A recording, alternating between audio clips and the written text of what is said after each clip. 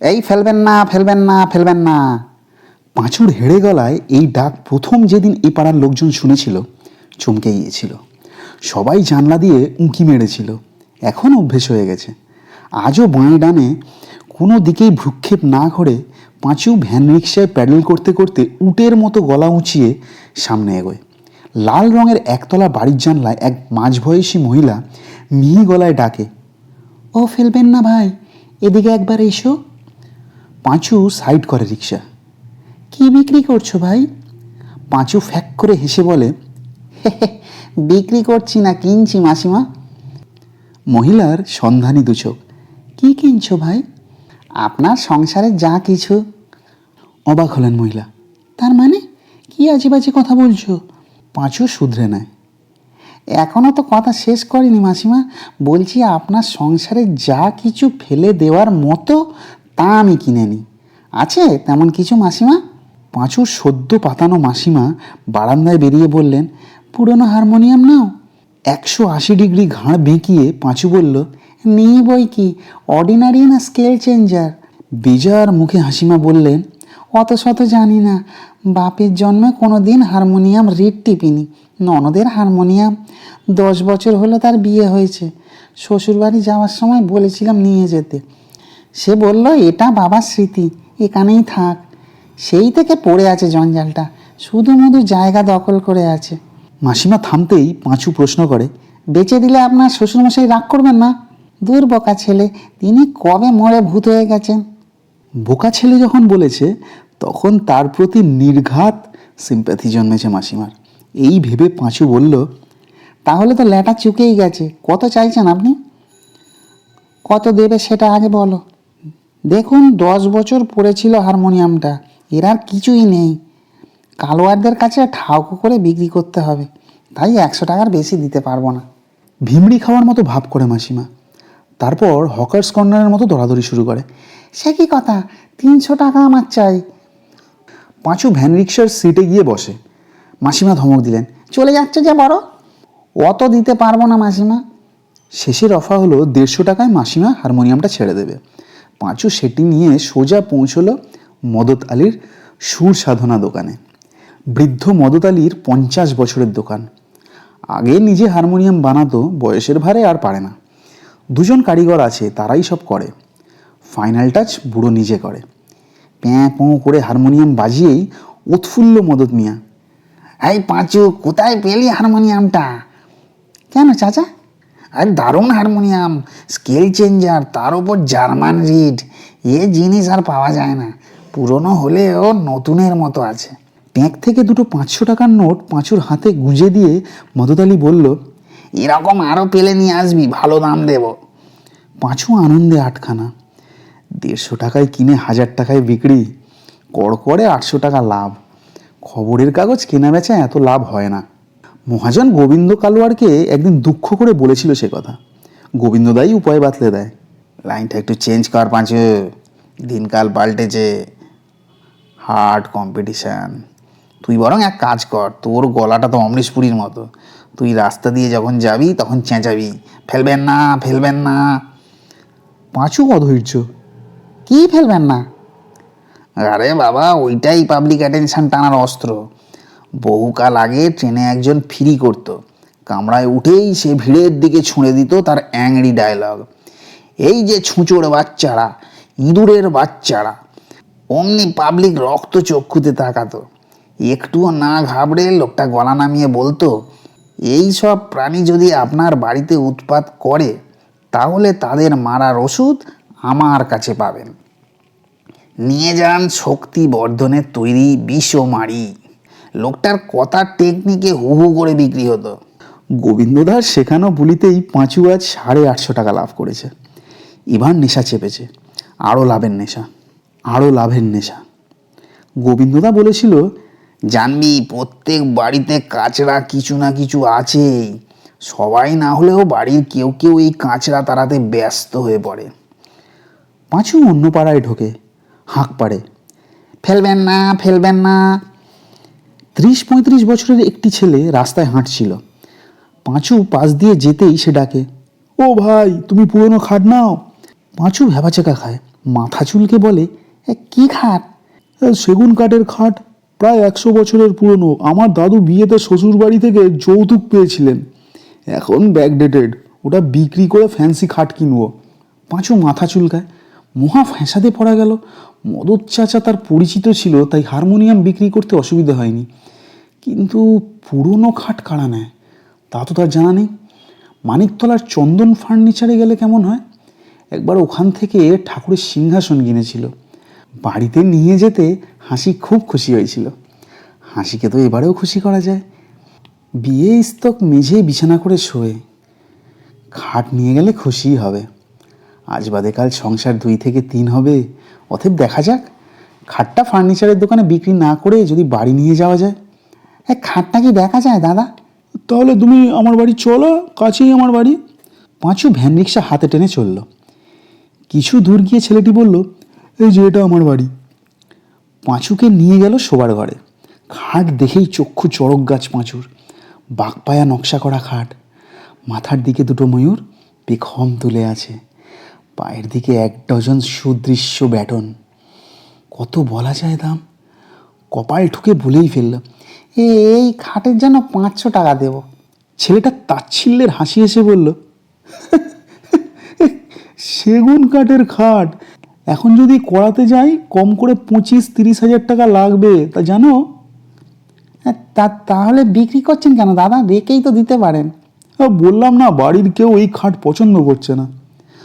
পাঁচু এবার হাসে, ওটাই তো দাদা, এত ব্যাকডেটেড খাট কেউ আর নিতে চায় না, তাই এর দাম পাওয়া যায় না। কি করব বলুন, দেবেন না চলে যাব? দেখো ভাই, তোমার কথা আমার ভালো লেগেছে, তোমাকেই দিতে চাই, তবে একটু দামটা বাড়াও। 200 টাকা আরও দিতে পারি। পুরোপুরি 1000 টাকা করো।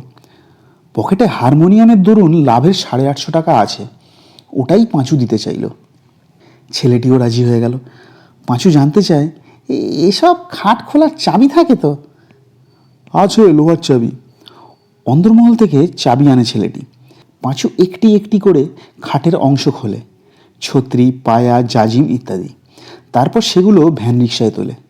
টাকা মিটিয়ে পাঁচু প্যাডেল চালাতে থাকে। মনে ভয়ানক আনন্দ, আজ থেকে আর মেঝেই শুতে হবে না। খুব ছোট বয়সে বাবাকে হারিয়েছে। বাবা চলে যেতেই আর্থিক দুরবস্থা শুরু হলো। মা একটার পর একটা ঘরের জিনিস বিক্রি করতে থাকে। অল্প সোনাদানা ছিল, প্রথমে তাতে হাত পড়ল, তারপর আসবাবপত্র, শেষে ঘটি বাটি। একসময় মাও টিভিতে মারা গেল। পাঁচুর মেজাজ আজ ফুরফুরে। আজ যেখানে যাচ্ছে সোনা ফলছে। সূর্য মধ্য গগন থেকে পশ্চিম দিকে একটু একটু করে হেলছে। খিদেটাও বেশ মালুম দিচ্ছে। অন্যদিন এতক্ষণে বাড়িতে পৌঁছে যায়। হাসি ভাতের হাঁড়ি আগলে বসে থাকে। সে গেলে দুজনের ভাত বাড়ে। খেতে খেতে যত সুখ দুঃখের কথা হয়। নেশা চেপে গেছে। মানুষের ফেলে দেওয়া জিনিস নিয়ে উত্তরণের সিঁড়ি আরও কত ভাঙা যায় তার নেশা।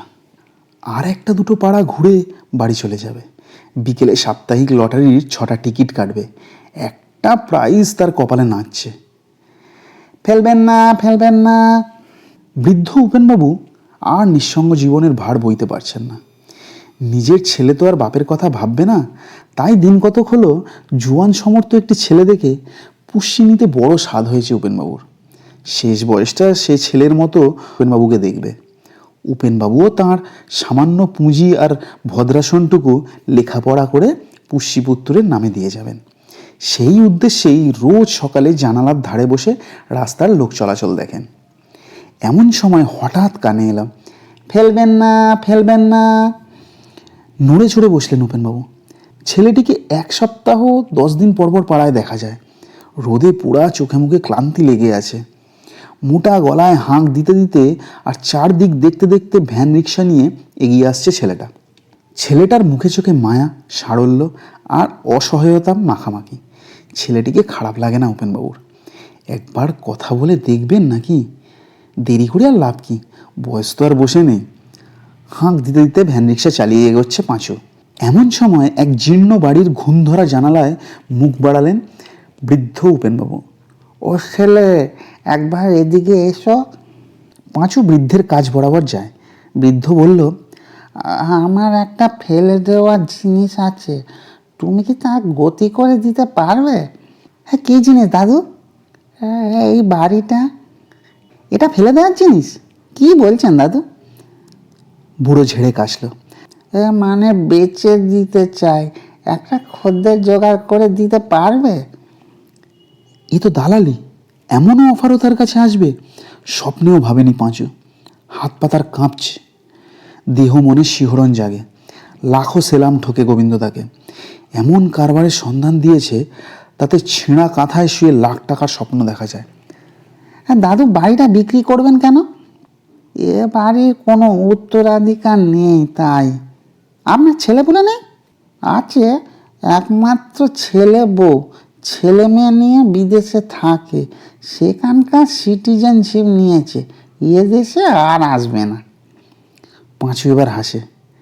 হ্যাঁ তাই বলুন, বাড়ি বেচে দিয়ে পাকাপাকি ছেলের কাছে চলে যাবেন। হ্যাঁ না রে মুখ পড়া, ছেলে বাবাকে পৌঁছেও না, যোগাযোগ রাখে না, অনেক টাকার চাকরি করে সে। বাপের এসব জিনিস প্রয়োজনও নেই, ওর কাছে সব আবর্জনা। গোবিন্দদার কথা ফের মনে পড়ে পাঁচুর। বলেছিল প্রত্যেক বাড়িতেই কিছু না কিছু কাচড়া থাকে, মৌকা বুঝে সেগুলো টপাটপ তুলে নিবি, দেখবি দুদিনেই তোর নিজের সংসার হালে ফিরে যাবে। জড় পদার্থ নয় সে তুলে নেবে, কিন্তু মানুষের ভালোবাসা, এই যে ছেলের প্রতি বুড়োর ভালোবাসা তলানিতে এসে ঠেকেছে, তা কি চেঁচে তুলে নিতে পারবে পাঁচু? দেখাই যাক। সে জানতে চায়। দিদিমা বাড়ি বিক্রিতে সায় দিল? বুড়ো ফোঁকলা দাঁতে হাসে। আচ্ছা, তোর দিদিমা 5 বছর আগে আমাকে ছেড়ে দিয়ে স্বর্গে মদন ছোঁড়ার সঙ্গে প্রেম করছে। পাঁচু ফিউজড, বলল, জানতাম না, তাই দিদিমার কথা কয়েছি, কিছু মনে করবেন না দাদু। তা বাড়ি বিক্রি করলে থাকবেন কোথায়? কেন তোর কাছে? ভ্যাবাচাকা খায় পাঁচু। তাহলে কি সে যা ভেবেছে সেই পথেই কথাটা গুটি গুটি এগোচ্ছে? কিন্তু দাদু, আমার বাড়িতে তোমাকে রাখার মতো জায়গা নেই যে, বলে পাঁচু। বুড়ো প্রশ্ন করে, তোর বাড়িতে কে কে আছে? আমি আর আমার বউ ছোট্ট একটা চালা ঘরে ভাড়া থাকি। বর্ষায় ছাদ দিয়ে জল পড়ে, পূর্ণিমার রাতে যোজনা ছাদ বেয়ে ঘরে লুটোপুটি খায়। সেখানে তোমাকে জায়গা দেবো কি করে? বুড়োর মুখে প্রসন্নতার ছাপ। তাহলে এক কাজ কর, ও বাড়ি ছেড়ে দিয়ে আমার এই বাড়িতে বউকে নিয়ে চলে আয়। পাঁচু বোঝে দাদু একলা থাকেন, তাই বাড়ির অংশ ভাড়া দেবেন। সে বলে, কিন্তু দাদু, আমি তো বেশি ভাড়া দিতে পারবো না। তোকে ভাড়া দিতে কে বলেছে রে মুখ পোড়া? প্রথমবারের মুখ পোড়া সম্বোধনে মনে মনে বিরক্ত হয়েছিল পাঁচু, কিন্তু যত শুনছে ততই মনে হচ্ছে ওই ডাকেও কোথাও যেন স্নেহ ভালোবাসা লুকিয়ে আছে। বুড়ো বলল, তোর দিদিমা মারা যাওয়ার পর থেকে প্রতি বছরই তার নামে দান ধ্যান করি। এবছর না হয় বাড়িটাই তোকে দিয়ে দেবো, বিনিময়ে আমাকে একটু থাকতে দিবি তো? ঠকাস করে বুড়োর পা ছুঁয়ে পেন্নাম করে পাঁচু বলল, হ্যাঁ, বাড়ি তোমারই থাকবে, আমি শুধু যেটা ফেলে দিচ্ছিলে সেটাই নেব। বুড়ো ভুঁড়ো কুঁচকে জানতে চাইল, কি সেটা? ওই যে ছেলের প্রতি তোমার স্নেহ আর ভালোবাসা। উপেনবাবু হাত বাড়িয়ে পাঁচুর চুল ঘেঁটে দেন। ঝাপসা চোখে পাঁচু ভাবে, ফেলে দেওয়া খাট কিংবা বাড়ি তো অনেকেই পেতে পারে, কিন্তু সে যে কারো ফেলে দেওয়া বাপ পেল, তাও বিনা পয়সায়, সে কি কম ভাগ্যের কথা?